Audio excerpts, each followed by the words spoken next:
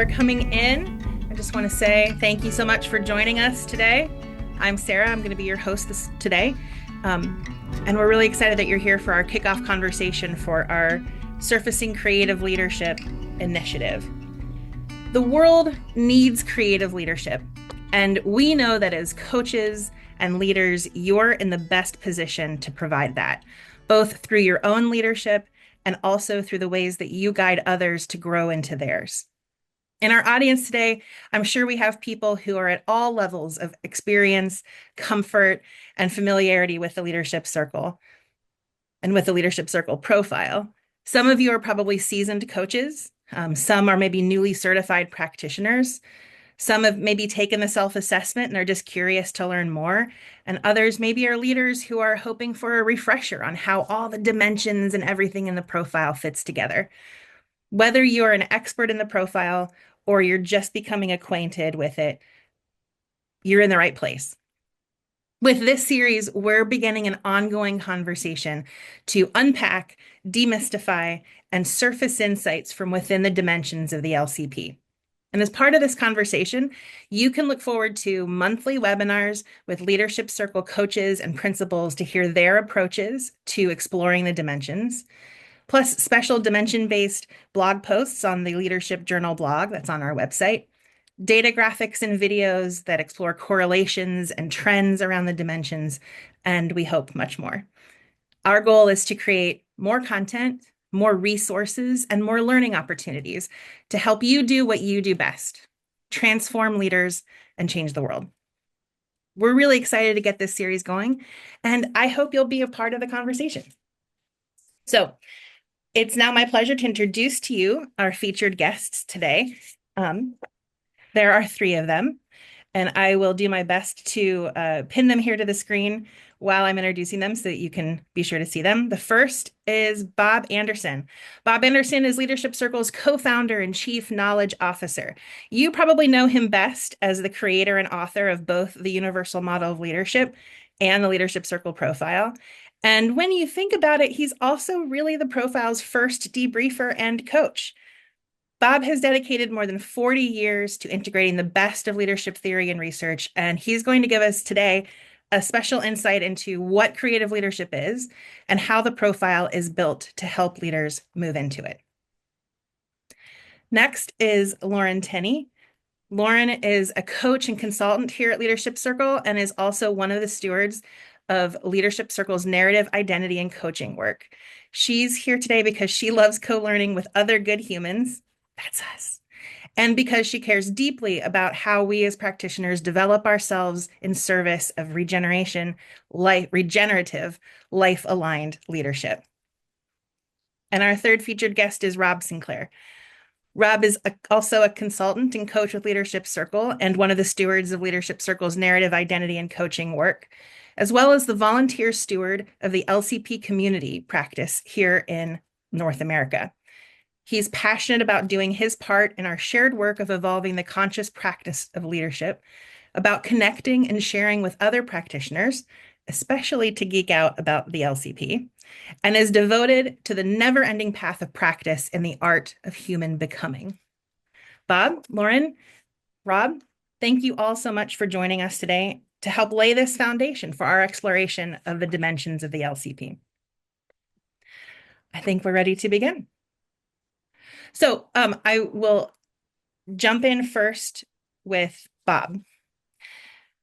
Bob, you could have called it anything. You could have called it influential leadership, great leadership, positive leadership, but you called it creative leadership. Can you tell us a little bit about why you chose creative and why creative leadership? Well, thank you for the question. It's a big question. At the deepest level, the whole journey started for me when I was working in a feed manufacturing plant in the middle of the night, and I get this wake-up call from my soul. It's out loud. I say, I'm not becoming who I am. And that began a process of working with the question, what must I be about in my life in order to live the life I came here and not somebody else's life? which is essentially the core question of the creative mindset. Who am I really? What do I care most about? How do I get about creating that? I've cared my whole life about the process of creating, the process of bringing something into being. So my description of vision or definition of it is what will exist in the future that doesn't exist fully now. And so the orientation of the top half of the profile is a mindset that is much better at bringing into being stuff that matters and becoming the person who can bring that in, embody it, help manifest it. I also came on to the creative because at that time, in the late 80s and early 90s, the leader of the field was Peter Senge and Innovation Associates, and they worked with Robert Fritz's framework on creative reactive. Now you see this framework everywhere: play to win, play not to lose, inner game of golf or tennis, self one, self two, psychology, external locus of control, internal locus of control. There are many, many different frameworks here that describe this fundamental difference or mindset. But I thought Fritz was the strongest, and it was in field leadership. So I imported his creative reactive framing. Now, Fritz was an artist, and he was like, artists don't start with a problem to fix. They start with something, some gestalt, some conception that they want to bring into being. And they're about creating it. And that's a very different mindset than how he described reactive, which is sort of fixing your way forward or reacting to the problem, what you don't want, to somehow resolve it. But what he got underneath was what you're in that mindset, what you're actually trying to resolve is your fear. So I've learned strategies to remove obstacles and problems motivated by the inner tension, anxiety, fear, doubt that they bring. And so, whereas the creative orientation is willing to live with that in service of creating what matters most. And so, the other thing I would say is that you've heard Bill talk about leadership or self-leadership is the deployment of self into circumstances. And the corollary to that is leaders bring the weather.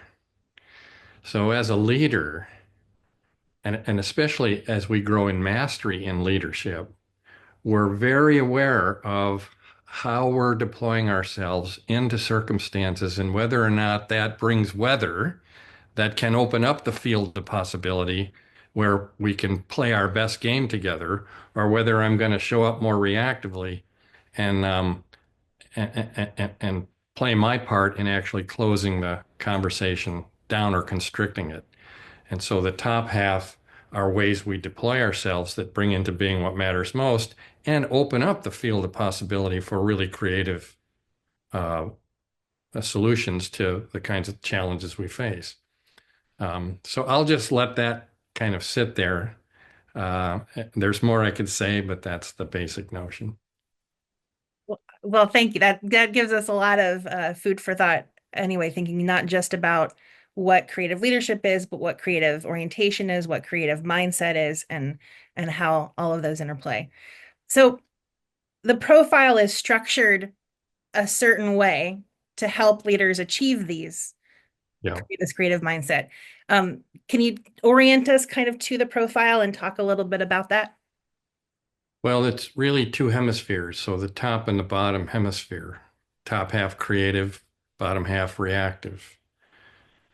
One of the things I didn't say, but it's related to why they're positioned the way they are, is that when I came across the work of Bob Keegan years ago and then dove into all the stages of adult development and then realized that these are the same descriptors that are in the wisdom traditions for millennia, I began to realize these two orientations are sequential. In other words, as we grow into adulthood, we first move into a more reactive structure. And then if we evolve into a more creative structure of mind. So that positioning is significant. And then the right and left is the perennially old yin and yang of the Taoist tradition or the physics tradition, and more yin is the relational, more yang is the um, achieving, and so on. So you have this polarity of, in some language, masculine, feminine, yin and yang, positive, negative, neutral, um, built right into the profile. And then, of course, the top half and the bottom half are strongly inverse, meaning if you see lower scores in the top half, you're likely to see higher scores in the bottom half. And that's what makes it so dynamic. But what's little known actually is that years ago, I was doing the statistics, and I ran a piece of the software that will actually draw the dimensions where in 2D. So how does the computer see the relationship between these dimensions? And it drew a perfect circle and laid out the dimensions almost exactly as we have them laid out. So underneath it is a solid like description of the basic correlation. So when you see something in the bottom half on one side of the profile going out, you're likely to see something on the upper half coming in. And all of that is very statistically founded and makes it very dynamic. I love to hear that. And I think we've all seen that as we've looked at profiles, some of that interrelationship and interplay between the dimensions. But I'm curious now, Rob and Lauren, in your experience, both as leaders and as coaches, when you're looking at a profile, yours or someone you're about to have a conversation with, what are some ways that you begin to familiarize yourself with the interplay of the dimensions, with how things are relating to each other? Can we jump into how you get started, like where to begin when it comes to looking at a profile?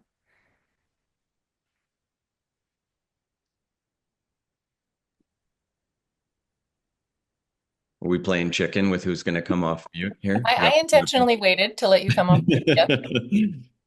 Thank you, Sarah. Happy to join. And Bob, I want to say a thank you. This creation has been so impactful in my own life and is the instrument through which I get to continue to have impact with others. So a deep thank you to you. And to each of you here with us today. When I think about the title that you've got for this session here, Sarah, about surfacing creative leadership, I think my orientation to preparing for a profile, like that's such a great invocation, that what I'm there to do actually is not about making conclusions about what I interpret from the profile, but like, how am I participating in evoking creative leadership with this human that I get to be with when we go into a debrief? And so I find myself consistently looking at a profile and looking at all these relationships between competencies and wanting to, but the foundational thing is getting curious. Like, I wonder who this person is. Bob, your language of like, who am I really? Like, who am I becoming?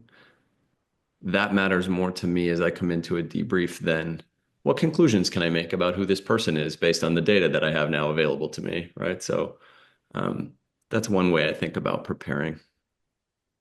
What would you pick up from there, Lauren? Deep resonance, and also just I have a flush of gratitude to Bob for just like that you picked up the hungry call or listened to the call that was calling you, and then now we're all here today.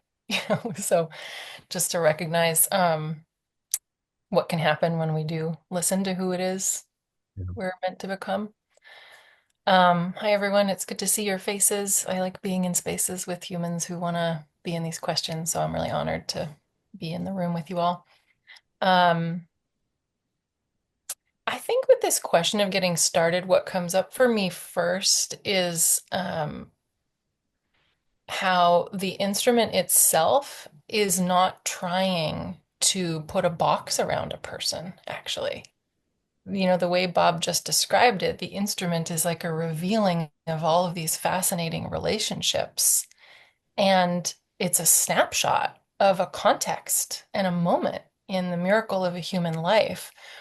So I think what comes up for me to build on Rob's point about, I think maybe the first thing is actually my own curiosity and real humility in relation to the complexity of another human being, and that, this instrument is but a tiny slice of a window into that miracle. I think that's really the starting point.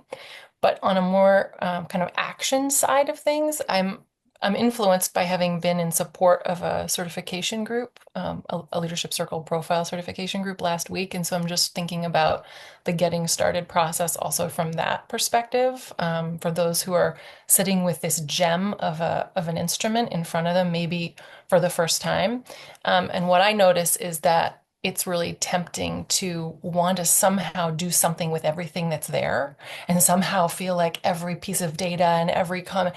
And I noticed that the genuine exploring of what is it here that draws my curiosity, that's fascinating, that seems mysterious, feels like that's the very place where I hope to be able to invite the person that I'm companioning to be holding themselves with that kind of wonder. And so if I just explore the profile with my own curiosity as my guide, that's a wonderful way to begin honoring the way Rob described, this other human being. So some thoughts. And then as we dive more tactically, one of the other things I love to get curious about is evaluators, right? Like this is a subjective representation based on the people who've answered. And so I love to kind of look quickly at how many people actually were in their evaluator set and what distribution of those people are there. And can I come in with a curiosity about this person's relationships with those people and who's not maybe represented in the evaluator set? And can I hold a curiosity that this is a forever incomplete, it's meaningful and an incomplete view of a human being.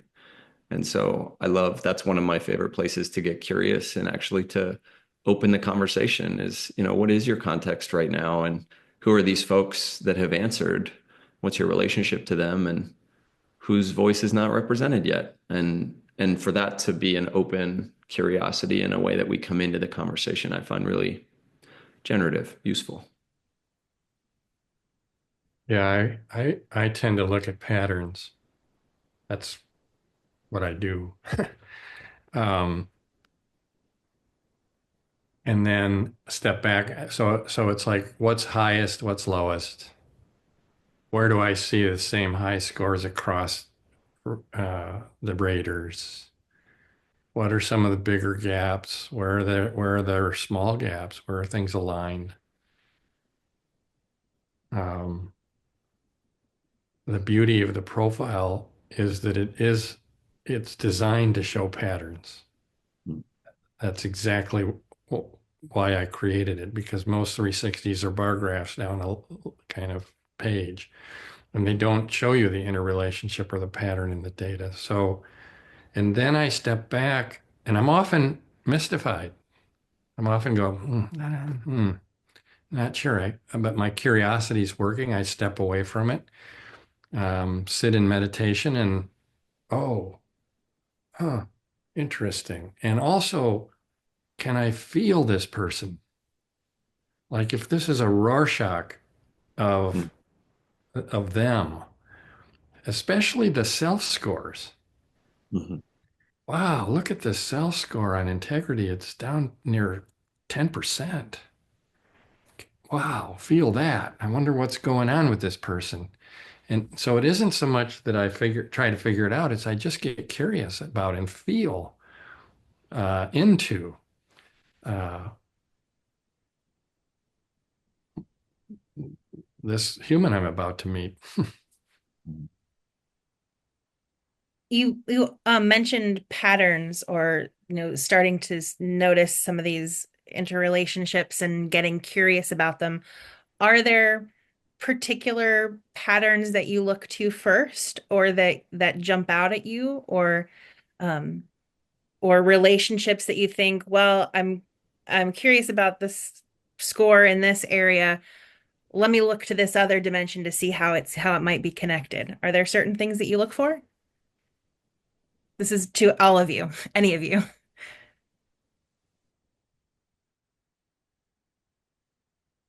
Go ahead, guys. I'll defer to you. You actually use it now. Well, maybe I'll just start with the obvious to build on where Bob just was, which is that basic relationship between the self-score and the evaluator. Like the gestalt of that communicates. I feel a lot of curiosity, whether it's curiosity about how congruent it is, and oh, what is that a representation of? Or whether it's curiosity about how incongruent it seems. That's a pattern that is obviously like it's going to jump out at us and at the person we're sitting with, first off. So um, I think maybe the piece that I would add to that is where does it seem like a lot of their inner energy is going? Is a question that I have when I look at those self scores.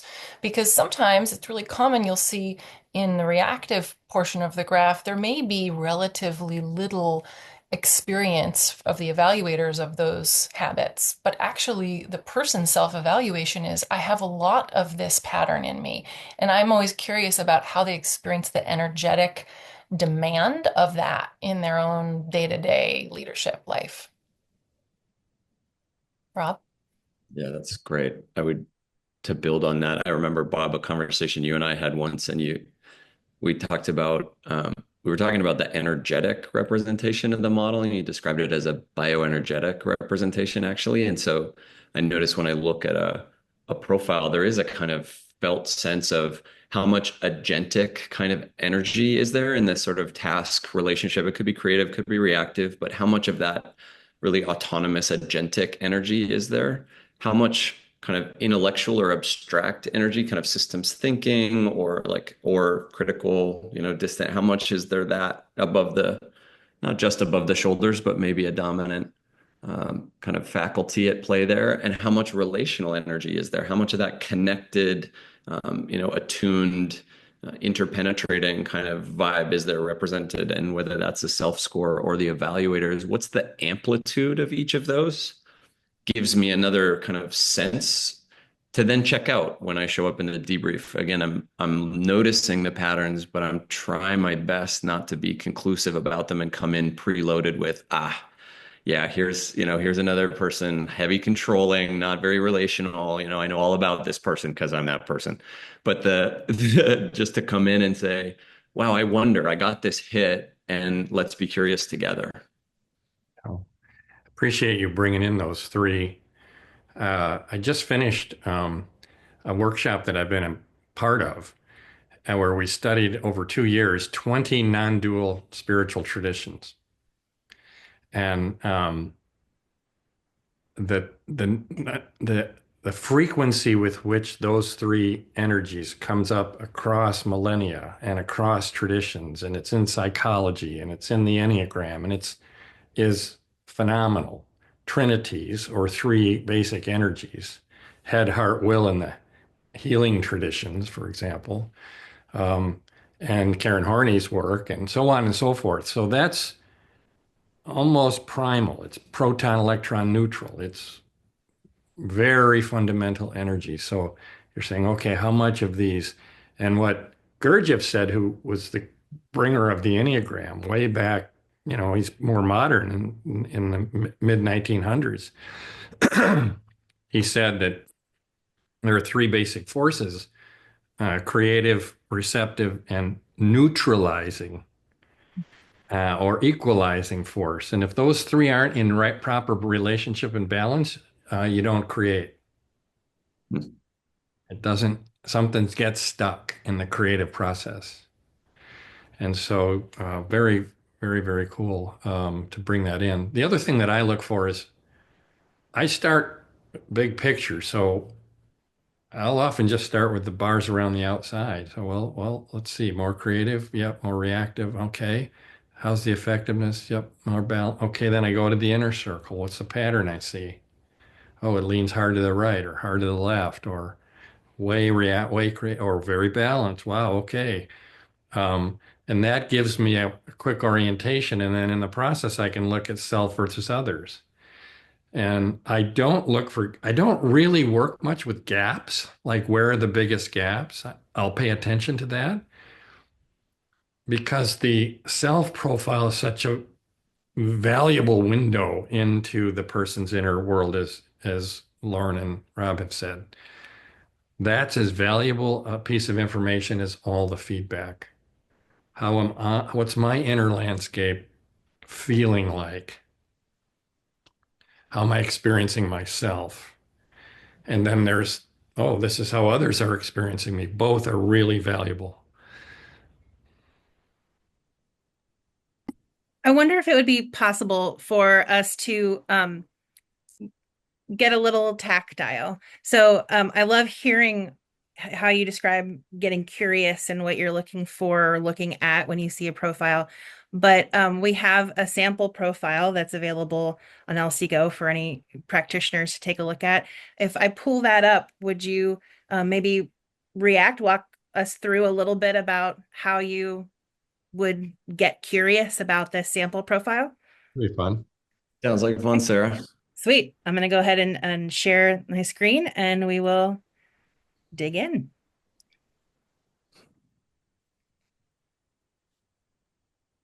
Okay. You should be able to see that. Yeah. Jane Smith. We're Nope. seeing your cat. We're seeing your Teams. email. It looks like, or chat. Well, that's not what we want to see. Let's Why try we it have again. editing. Let's try it again. Does that work? Here we go. Perfect. Fantastic. Okay. So we've got Jane Smith here and her profile. Let's jump in. Tell us how you get curious, what you start to notice, what you've just been talking about, the patterns, the gaps, the taking stock, the what are the ways to start to think about questions to ask of this leader when you see this particular profile.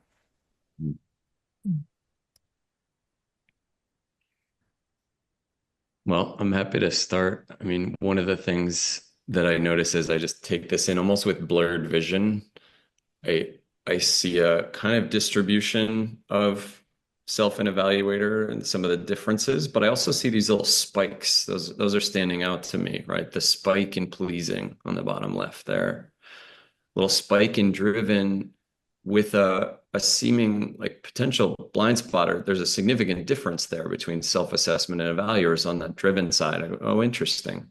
I wonder what that combination is like for that human, this high pleasing and high driven that they may not be as aware of in their self-understanding. I also see the big differences in the protecting dimensions, the sense of this really inner sense of a criticality or of an arrogance that's not being experienced anywhere to the same degree by evaluators, at least in the average, in the aggregate. And up on the creative, I see a similar distribution, little bit of a lean towards the relational for sure, and that shows up in the balance score and the balance bar up top. Those are some initial things. Lauren, Bob, what do you see? Well, one relationship that I would be really curious to learn about with this person is the relationship between their inner world experience of that criticality and arrogance and maybe some autocratic and their inner experience of their own integrity. Because I notice those are two places where they have a strong experience of themselves in those ways, and I wonder how they're related. I wonder what they see. So that's a question that I would have.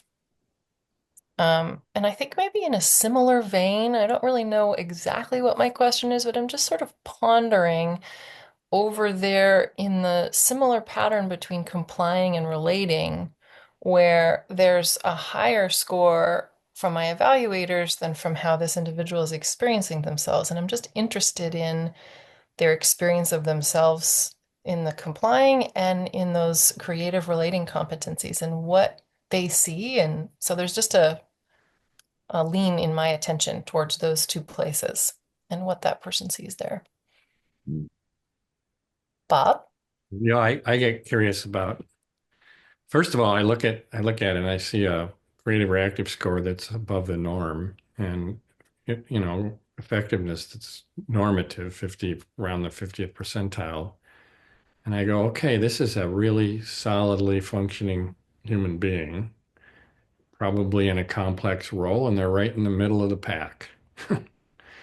So let's really honor that most of the leaders we encounter are in really challenging jobs and circumstances. And so here's somebody who's doing reasonably well. Then I get, in the patterns you've described, I just get curious about power. You mentioned agenic, So the lower scores are all in the upper right. And the highest score, I think, in the whole profile is caring. So here's a person who really cares, and people see that, and is also pretty pleasing. And this person, it's Jane by name, could be Joe, but this person is relatively pleasing. So I get curious about how are they giving up power, and you can see correspondence to kind of a more passive giving up of power, because there's higher scores in composure and selfless and so on. And uh,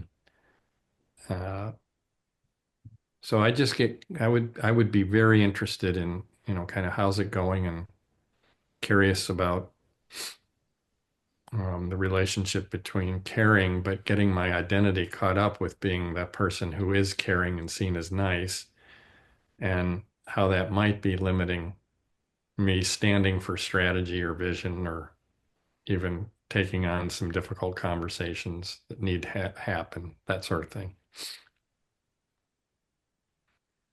The other thing I get really curious about in this profile is the extreme score critical. So here's a person who really, really cares. But if you look at the self scores down in autocratic, arrogant, and critical, they view themselves as a pretty tough, punishing person, which doesn't square with the rest of the profile. So there's an inner conversation there uh, that I'm curious about. Where my curiosity goes next would be to look at differences across evaluator groups, if there are any, to see, it's easy if with the graph report to start to make some assumptions, but especially with respect to what you identified, Bob, in the power and where is it given away, or how I'd be investigating, well, yeah, what's their relationship with their boss or boss's boss? And what's their relationship with maybe direct reports? And how are those different if they're different? Because, is that person having just where do they sit in that distribution of their agency? Are they attempting to channel it? And the criticality and arrogance is an awareness of how things should be different, and that's going kind of towards their leadership. Or is that, a more complying in relationship, pleasing in relationship with superiors, and the criticality is about, my team should be doing different things, and I'm kind of, my caring overrides my holding people accountable and aiming towards the achievement of results. So I would just be really curious, and it's one of my favorite things about the new interactive report is the quick view of inner circle across the different evaluators. You can put a really quick, almost side-by-side snapshot of the inner circle and the overall gestalt of the thing from each evaluator group. I find that super useful. The other thing I want to add here, I didn't say it earlier, and we say this, stress this in certification, but everything in the bottom half is a strength. It's a gift. And I mean that sincerely. When we're young and we're dealing with overwhelming circumstances, we we have to develop a survival strategy. So the intention behind this reactive pattern is positive. It's positive intention for us to get through some difficult circumstances, to succeed, to excel, and to be somebody, to be noticed. This is all really important. And we take our best and try to leverage it. So here, this was a heart-centered pattern, the gift of heart. And doesn't mean they don't have the gift of power, but it's been subordinated to the gift of heart. And so when we see a strong score like at pleasing, yes, there are consequences to running that out of fear. I have to be this way or else. But the gift is right there. And it's pretty obvious in this profile. And when we meet that as an extraordinary thing with deep reverence and embrace, then it creates a pattern or a field, if you will, of connection wherein the person can actually drop in and maybe look at it deeply for the first time in their life.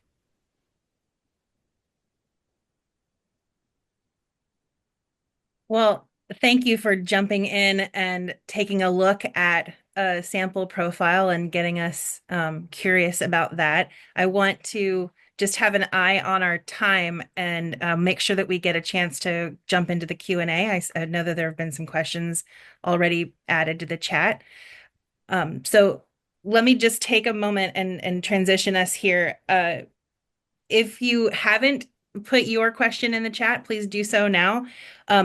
If you are enjoying this conversation and kind of like the way that it's headed, that's great. This is the kind of conversation that we're hoping to have, looking at profiles, getting curious about what scores may mean, how a leader is thinking about themselves, how the evaluators are thinking about that leader, and how we can help pull them not pull them, that's the wrong word, giving everything else, but surface those insights from the profile that we're looking at so that we can help them get to creative leadership.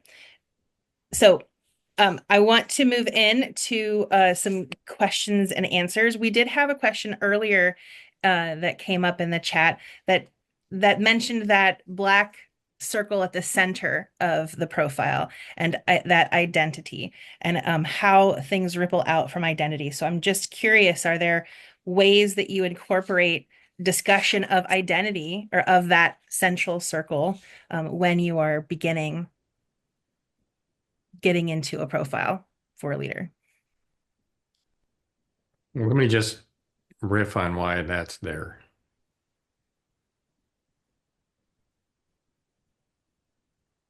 I mentioned the adult development, I mentioned the spiritual systems. The central question is, who am I, or with what am I identified? How am I constructing my sense of self? And that goes through evolutions. One system is to me, by me, through me, as me.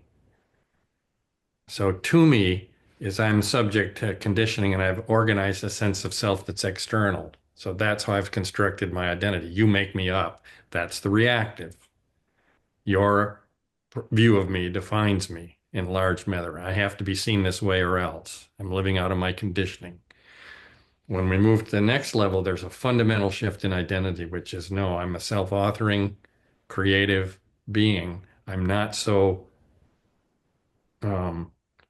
influenced. I'm influenced, but I'm not so dependent upon outside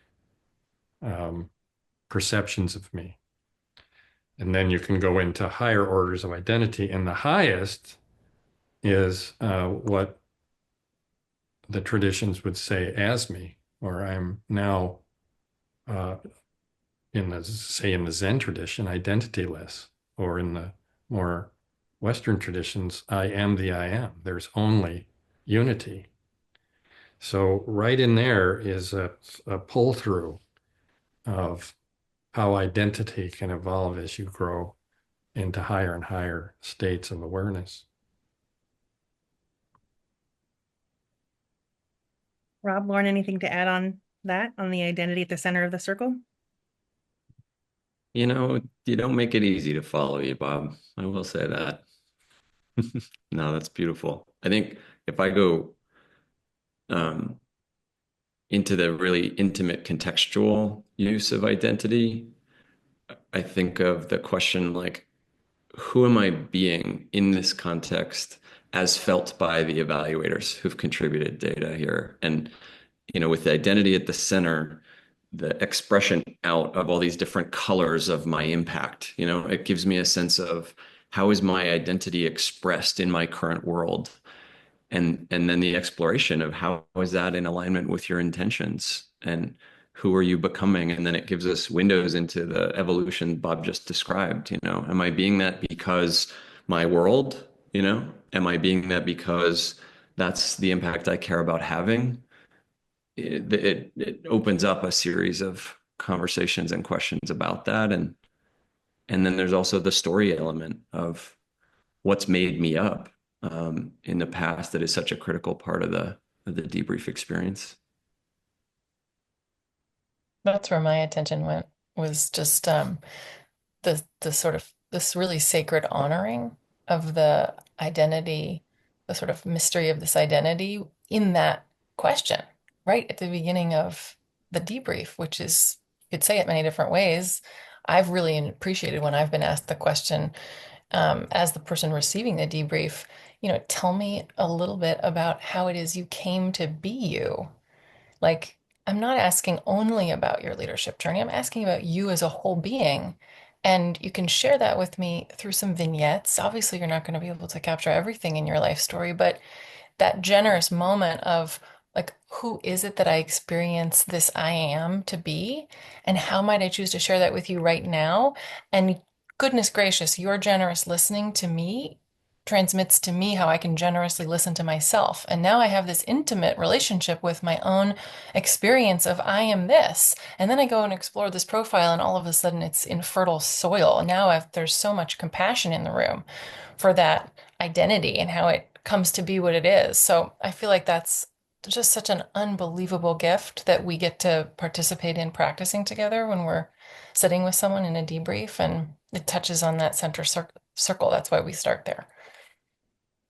You know, I want to just quickly do a story of where this all started, actually. I was struggling as a leader and brought in a consultant. I'll shortcut the story. She interviews my entire team, sits me down before a team building session and says, well, you're the problem. You don't offer any leadership. Well, my profile could have looked like the sample profile we just looked at. I didn't have any of that then. But it wasn't until months later. The other thing she did in that thing, after I did a whole litany of kind of like why it's not my fault and there's nothing I can do and you don't understand the culture around here and all the really strong complying voice that came out of my mouth. She asked me in response to that, she said, well, what would you do if you could? And I didn't know then that these are the two orientations. She was asking me a question dead at the center of the creative orientation. What matters and what would you do if you could? And I did have answers to that question, except I was stuck. And it wasn't until months later I realized, oh, I want to lead and I want everybody to like me, and that can't work. My identity is tied to you approving of me, seeing me as agreeable, nice, supportive, loyal. And I want to consult, which means sometimes challenging in a constructive way.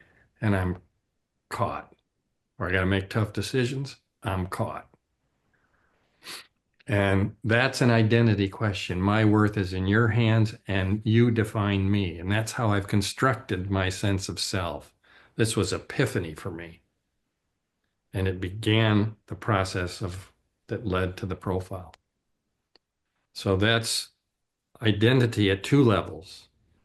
How am I the victim of circumstances and defined by you? And what would you do if you could?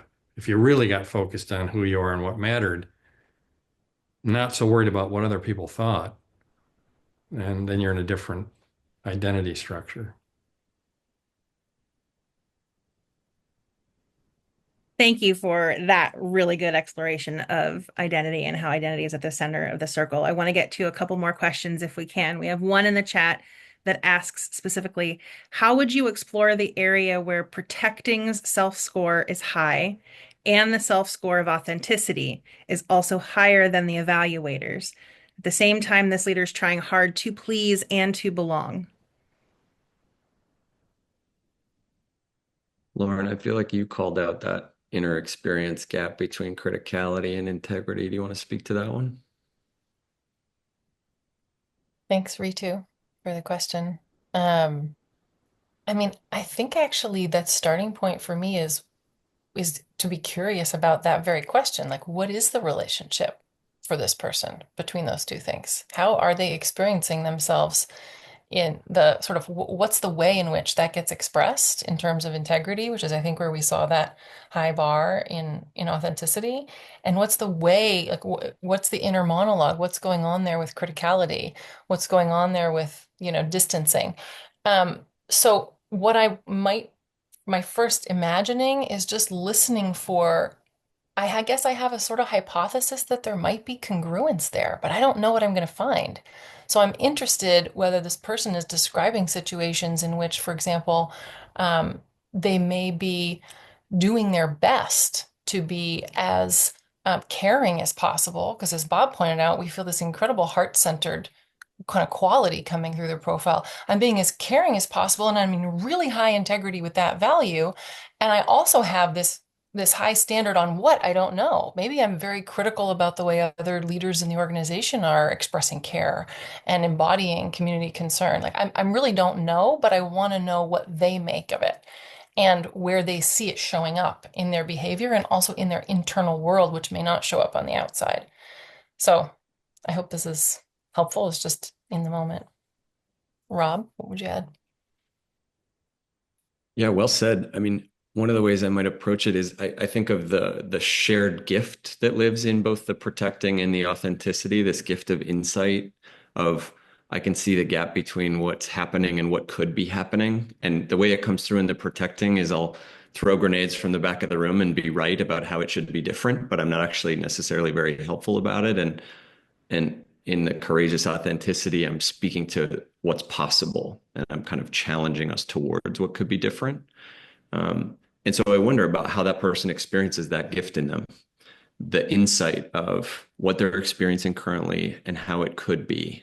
And I would love to hear their take on that. Yeah, beautiful. Excellent. We have another. Oh, The answer to my answer to that was I don't know. Really, it's like I don't know how to start that conversation. I'm just going to walk in and be curious and go, "Tell me what you see here," or what's your experience of looking at this? And then it'll navigate there. And if it doesn't navigate there, I'll say, "Well, you scored yourself really, really high here, and what's that? What might that be about for you?" Or and we'll meander our way into it if it wants to go there, and if it doesn't, then okay. But I could also see in addition to what you talked about, this could be a really harsh inner critic. This could be like I'm really hard on myself. So we don't know what it is, but you just get curious. I noticed this and this, and does anything strike you about that? And you're in, or the door doesn't open. You don't know. I'm seeing a pattern here where you're posing a lot of questions back to the leader that you're talking to, which I think is great. And it actually relates to a question we have from Claude in the chat, who says, our adaptive, reactive, and adaptive creative patterns need to be felt in order for us to know ourselves and reconnect our patterns to their original context. Do you have any tips on how to get people out of their heads and into their senses. Very great. Can I say something about one word there that, I don't know, it just connects to what I heard Bob say, which is the word get. I noticed Bob just said like the door may not open. I think that's what you said, Bob. And if so, then sort of we're trying to listen for where there's an opening. So I guess that's just the place where my attention is orbiting is on the one hand, appreciating that there's so much information available. For example, Claude, when we descend out of our ideas about something and into our senses about something, obviously, but also noticing that emphasis that Bob just made of like, notice if there isn't an opening. Like just notice when the energetic response isn't a yes. And how can we receive that and follow with that without completely abandoning the wisdom that's sitting here in front of us and we can wonder about. So that's what came up. Yeah, I'm reminded of some of Bob's framing early on about the difference between the reactive operating system and the creative operating system in its orientation, where a reactive is a problem fixing kind of orientation. And there's a way in which I, as a practitioner, can come in and go, okay, you see these gaps between yourself and others, we're going to close those up, or you see these low scores, we're going to get them high, and I'm there as if fixing something on a profile. And I have to watch for that in myself and come back to what is the creative intention of this person? What do they care about?